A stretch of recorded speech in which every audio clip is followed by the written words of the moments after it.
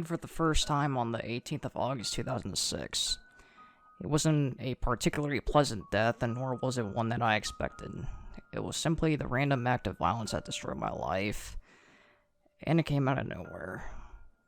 We were just relaxing at the pub, enjoying a few drinks after a busy day at work. It was my turn to buy a round of drinks, so I was trying to get the attention of the bartender. I felt someone punch me in the side. At first I thought someone had just hit me, but then I felt the warmth and the rapid stream of blood pouring down my shirt. I realized in there that I actually had gotten stabbed. As far as I can remember, it wasn't even that painful. Still, my legs gave out under me, and I collapsed to the floor. Even then, I worried more about ruining my expensive suit, ignoring the fact that I might be dying. Oncoming death is funny like that. Everyone thinks they're the exception, that they'll get out from whatever horrible situation the universe has thrust upon them. At least that's what I thought, as the life drained from my body. The world around me just faded to black, and before I knew it, I had just died. Then there was the void. At first it was a little more than darkness, only broken by weird shapes and colors in the distance. As I regained a sense of surroundings, I was dragged towards a new world, one without pain, suffering, nor death. All there was were people on a journey to different destinations. Whether they had all died like myself, or if they weren't born yet, I don't know. All I knew was that I wasn't afraid anymore. The worries, the anxiety, and all my fears had been left behind. A light appeared in the distance, endlessly far away. I knew that would be my final destination, my final purpose in the brief life I lead. Unfortunately, I never managed to get that far. I was jolted awake in my own bed, soaking wet from sweat and shaking like a maniac. My hand reflectively clutched my side to cover up the wound I had sustained, but it wasn't there anymore. In fact, it didn't have a single scratch on me. Had it all been a dream? My phone lit up on the bedside table. I picked it up to find dozens of text messages and missed calls. "Hey man, we're at the pub. You coming or what?" The first message read, sent at 9:43 p.m. "Hey Rick, where the hell are you?" The second message I read is sent at 10:23 p.m. Then there were a couple of phone calls and another message. "I guess you fell asleep, or maybe you're getting lucky. Whatever. I'll drink another shot in your honor. Happy birthday, Rick." Then I had over 20 phone calls and a singular message that sent shivers down my spine. "For fuck's sake, pick up the damn phone. Something happened to Danny." I immediately called back. My fingers were trembling, both from anticipation and from the memory of what had happened only a night ago. Even if my death had been a little more than a nightmare, I knew for sure that I'd met up with my friends at the pub. The phone rang 3 times and Jake picked up. "Rick, is that you? Where the hell are you?" Jake asked with a panicked, tired voice.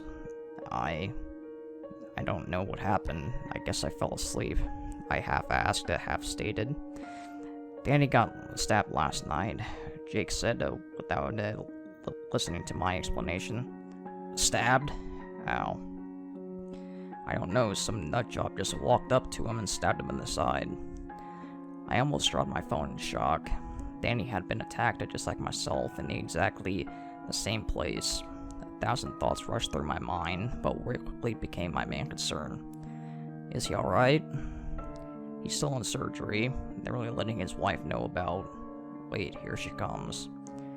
Jake put his phone down, but I could still hear it, the muffled sound of their conversation. Danny's wife seemed upset, but I couldn't make out the words. "Jake?" I asked. He's dead. Danny's dead.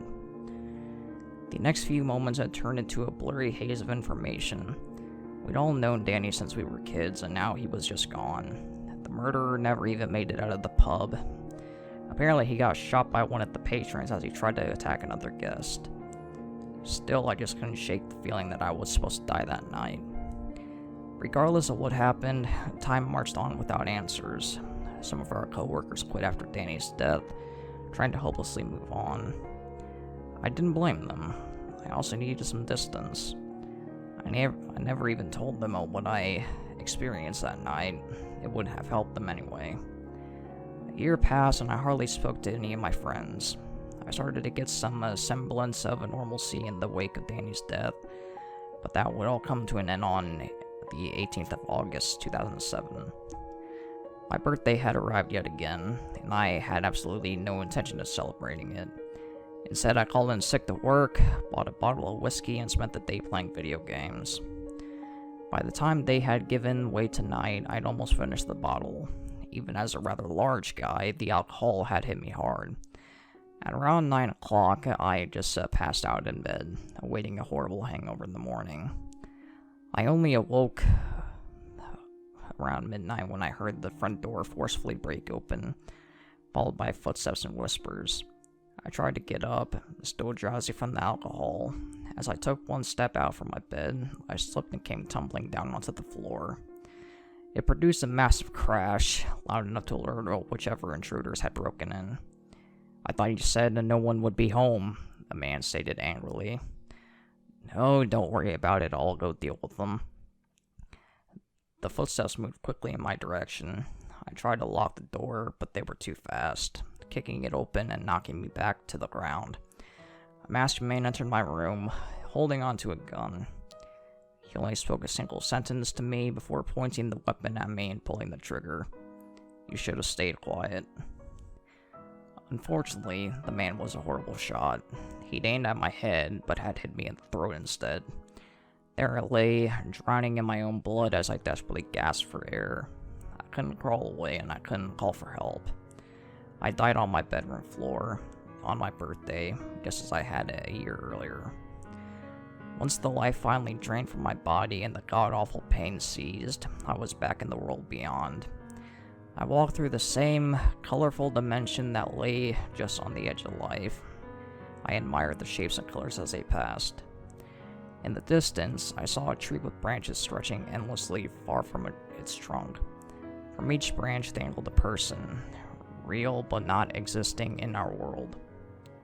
I wanted to visit them, but that wasn't my destination. Because just like before, I would awake in my own bed, unharmed by the events from the previous night. My phone buzzed and I was filled with unfathomable dread. I still couldn't quite believe it, but I started to understand that someone would take my place in death. "Hello? Rick, it's Dad, your mother. She passed away last night." A lump formed in my throat. I knew what was coming next, but I had to ask. "How? What happened?" "The police say it was a burglary gone wrong. I don't know, I was working late. I should have been there." The discussion trailed off from there. My dad was distraught and I could barely form coherent sentences. He blamed himself for not being there, but I knew the truth. It was my fault. During the next 2 months, he fell into a deep depression. I couldn't blame him. He just lost the love of his life. I moved in with him just to help him pick up the pieces.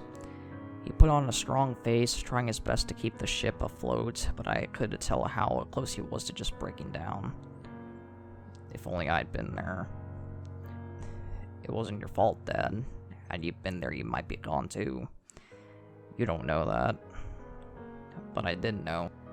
Because the burglars weren't ever supposed to visit my parents' house. They were supposed to kill me. I had to come clean. I had to let them know the truth, but how could I? Half a year passed and the secret ate at me. After everything that had happened, I still didn't know how to explain it.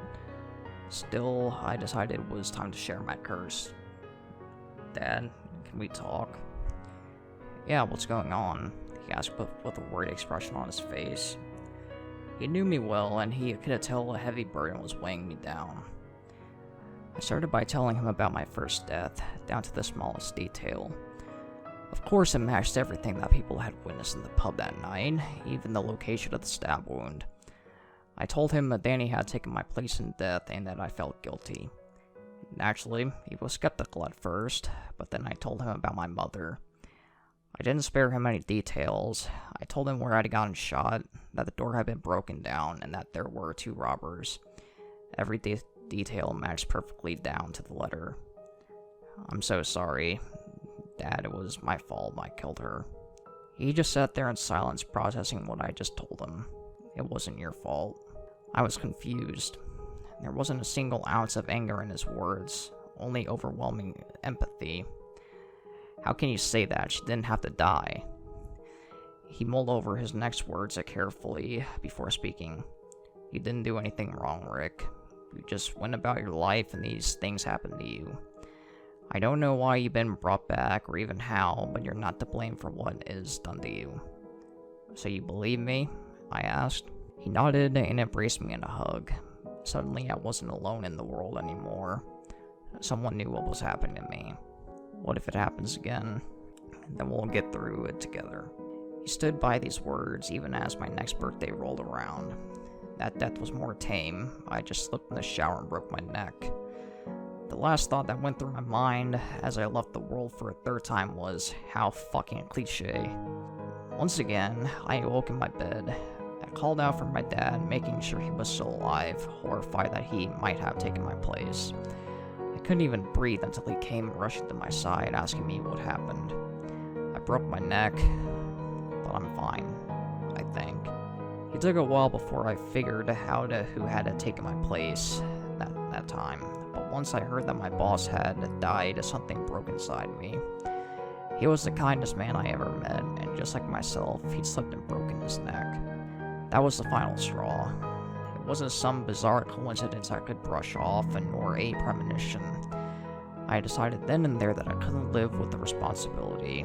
I had to put a stop to it, even if it meant giving up my own life. I figured that if I took control over my own fate and killed myself outside of my own birthday, maybe I could prevent more people from dying. First, I left behind a long letter to my father, explaining why I had chosen to leave. I couldn't face him in person. I knew he'd just try to talk me out of it, but it was something that I had to do. I couldn't allow any more people to die on my behalf. Alas, fate is a fickle bitch. No matter how hard I tried, I couldn't end my own life. I tried hanging, but the rope broke. Then I tried to shoot myself, but the gun jammed. When that failed, I tried to drive my car into a tree, but somehow I survived that as well. Any attempt was met with failure. All I could do was wait for my next birthday and let someone die in my place. No matter how many times I tried, I couldn't die. I was a slave to a destiny, and it was destroying me. In 2009, I was hit by a drunk driver, and my girlfriend took my place. In 2010, I drowned, and my kind neighbor had to go through that death. In 2011, I died from a brain aneurysm, which ended up killing my aunt. And so on, and so on. Each year I'd die, and a person close to me would take my place. I kept trying to find a way out, but fate wouldn't have it. Years went by, and on the 18th of August 2019, I would die for the 14th time. I'd already fallen sick a week earlier, much to the doctor's confusion. According to each and every laboratory value, I was fine, yet I kept getting sicker. My father and I both knew my time was near, and we also knew that I'd be forcefully brought back. Then, at midnight on my birthday, my heart just gave out. I was jolted awake in my own bed, and the sickness was a little more than a distant memory. "Dad?" I called out. No response. I got out of bed and I called his name again. I was met with silence. I didn't have to call out a third time. I already knew what had happened. I carefully walked into his room, horrified at what I knew would come. He was dead, just gone from a heart attack. He'd taken my place, and I could do nothing to save him. The funeral came and went in a blur. The only noticeable thing was the missing seats from the people who had passed before him. Some of them had lived their own lives and died as nature intended, but a number of them were supposed to live on. Instead, they'd just taken my place in death. I inherited a number of things from my father. Among them, I found a letter addressed to me. It looked rather worn, so I could tell he'd written it a long time ago. "Dear Richard, today is your birthday, and it has officially been a year since your mother passed. While I miss her greatly, I'm thankful to still have you around. I know that if she was given the choice, she would want you to live. I feel the same way. We both know that I might one day take your place in death. Never doubt that I would happily give my life, if it means that you may live. You didn't choose this curse, so never blame yourself. Just do what every person is supposed to do. Appreciate the people around you, because you never know which day it might be their last. I love you, Dad. Since I read that letter, I've been looking for a way out. My father might want me to stay behind, but how can I live on, knowing that I'm taking someone's place? I've long since left town, living by myself in a cabin somewhere away from people. Hopefully, if I have no one left that cares for me, people will stop dying. At least until I can figure out not only how to die, but how to actually stay dead. I'm sorry.